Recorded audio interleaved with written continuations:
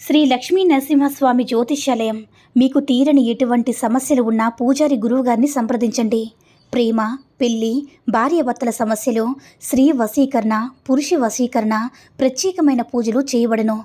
నమ్మకంతో గురువుగారిని సంప్రదించండి. గురువుగారి ఫోన్ నెంబర్ 8897741766. ఓం శ్రీ మాత్రే నమః.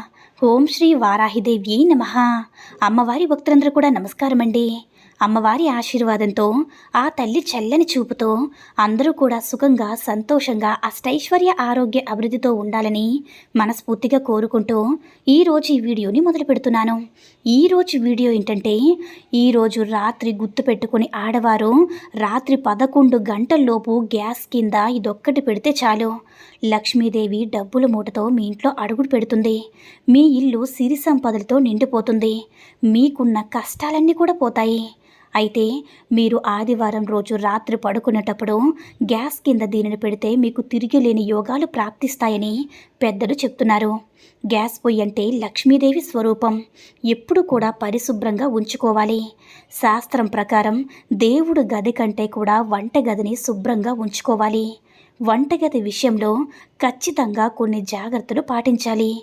వంటగదిలోని పోపుల డబ్బా నుంచి మంచి సుగంధ ద్రవ్యాలు వాసన వెదజల్లుతూ ఉండాలి. పురుగులు పట్టి ఉండకూడదు. అలా ఉంటే లక్ష్మీదేవి వెళ్ళిపోతుంది. అదేవిధంగా వంటగదిలో స్టవ్ వెనక వైపు గోడ జిడ్డుగా అపరిశుభ్రంగా ఉండరాదు. అపరిశుభ్రంగా ఉంటే దరిద్ర దేవత యొక్క అనుగ్రహం కలిగి ఏ దరిద్రం అంటే చాలా దరిద్రం పడుతుందన్నమాట. వంటగదిలో చాలామంది చేసే మరొక ముఖ్యమైన తప్పు ఏంటంటే, గ్యాస్ సిలిండర్ మీద తేదీలు రాస్తూ ఉంటారు. ఇది కూడా శాస్త్రానికి విరుద్ధమని చెప్తూ ఉన్నారు. అయితే ఇలా గ్యాస్ సిలిండర్ పైన తేదీలు రాయడము ఐశ్వర్యక్షయానికి దారి తీస్తుందని, మన వంటగదిలో గ్యాస్ స్టవ్ పెట్టిన నలుమూల కూడా దుమ్ము, ధూళి, బూజి ఉండరాదు. అలాగే బొద్దింకలు, చిన్న కీటకాలు, ఎలుకలు వంటగదిలో కనిపించకూడదు. వంటగదిలో వాడే మసిగుడ్డ సైతం జిడ్డు పట్టి అపరిశుభ్రంగా ఉండరాదు. రోజు ఉతికి శుభ్రం చేసుకోవాలి. మసిగుడ్డ జిడ్డుగా ఉంటే భార్యాభర్తల మధ్య ఎప్పుడు కూడా గొడవలు జరుగుతూ ఉంటాయి. అయితే రాత్రి చీకటి పడేలోపు మీ ఇంట్లో ఉండేటటువంటి పాత్రలన్నీ కూడా కడిగి వేసుకోవాలి. ఉదయం వరకు అలాగే ఉంచరాదు. ఇలా ఎంగిలి పాత్రలు ఉదయం వరకు ఉంటే దరిద్ర దేవత ఇంట్లో తిష్ట వేస్తుంది. మొత్తం మీద చెప్పేది ఏంటంటే, వంటగదిని శుభ్రంగా ఉంచుకోవాలి. అప్పుడే మీ ఇంటికి లక్ష్మీదేవి వస్తుంది. అయితే వంటగదిలోనే గ్యాస్ పొయ్యిని ఎప్పుడు కూడా నీట్గా ఉంచుకోవాలి కదా. దాని మీద పాలు మరకలు, కూర మరకలు లేకుండా ఎప్పటికప్పుడు క్లీన్ చేసుకోవాలి. ఎందుకంటే గ్యాస్ పొయ్యిలో లక్ష్మీదేవి ఉంటుంది కదా.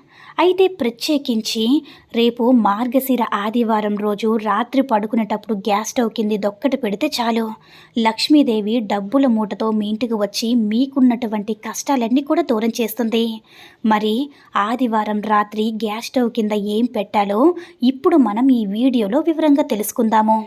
అయితే ఈ మార్గశిర మాసంలో వచ్చేటటువంటి మంగళవారము, శుక్రవారము, ఆదివారం అంటే అమ్మవారికి ఎంతో ఇష్టం కాబట్టి ఇలాంటి వారాల్లో భక్తి శ్రద్ధలతో అమ్మవారిని పూజిస్తే అమ్మవారి యొక్క అనుగ్రహం కలుగుతుందని పండితులు చెప్తున్నారు. అయితే మన ఇంట్లో ఉన్న సమస్యలు పోయి మీకు, మీ కుటుంబానికి అదృష్టం పట్టాలంటే అమ్మవారి యొక్క అనుగ్రహం మనకి ఉండాలి. ఇటీవల కాలంలో కుటుంబ సభ్యులకి ఒకరిపై ఒకరికి సరిగ్గా ప్రేమ ఉండడం లేదు.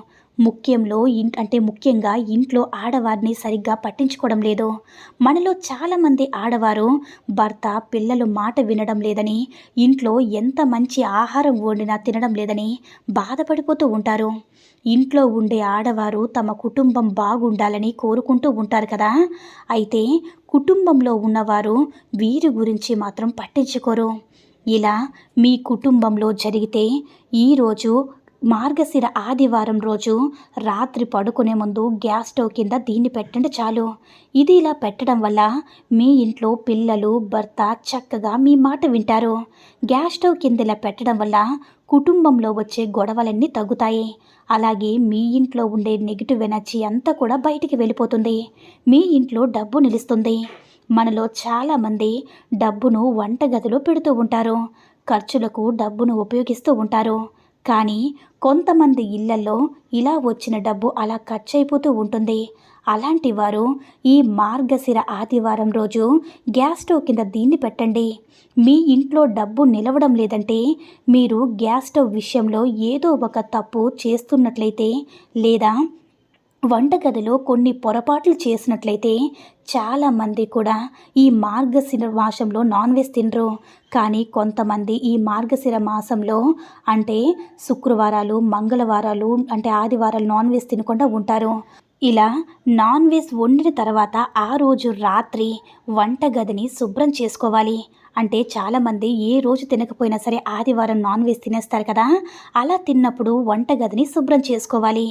వంట గ్యాస్ స్టవ్ను క్లీన్ చేసుకున్న తర్వాత మార్గశిరంలోనే కాదు మిగతా రోజుల్లో కూడా మీరు నాన్ వెజ్ తిన్న తర్వాత ఆ రోజు రాత్రి మీరు శుభ్రంగా వంటగదిని శుభ్రం చేసుకోవాలి.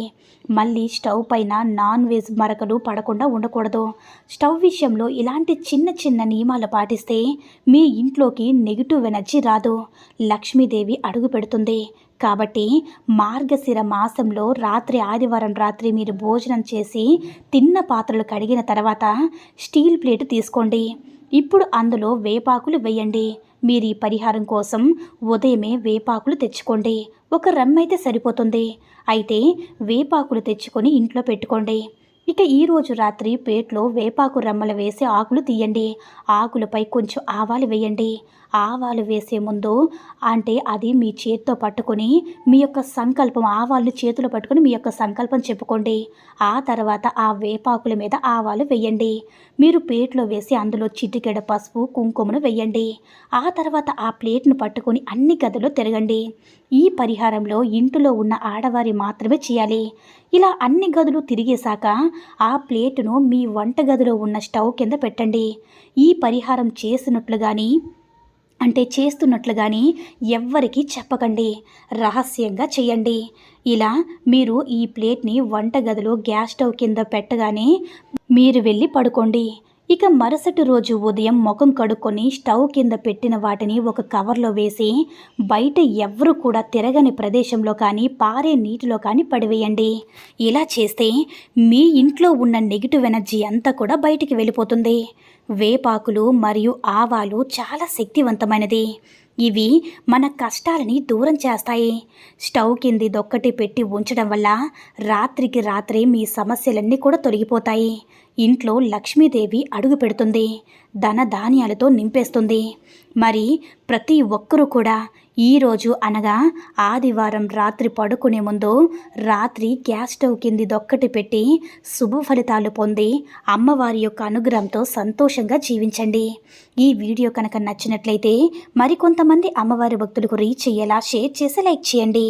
అలాగే మన ఛానల్ని ఎవరైనా మొదటిసారిగా చూస్తున్నట్లయితే తప్పకుండా సబ్స్క్రైబ్ చేసుకొని మాకు కొంచెం సపోర్ట్ చేయండి. సర్వే జనా సుఖినో భవంతు. ఓం శ్రీ మాత్రే నమః. ఓం శ్రీ వారాహిదేవ్యే నమః.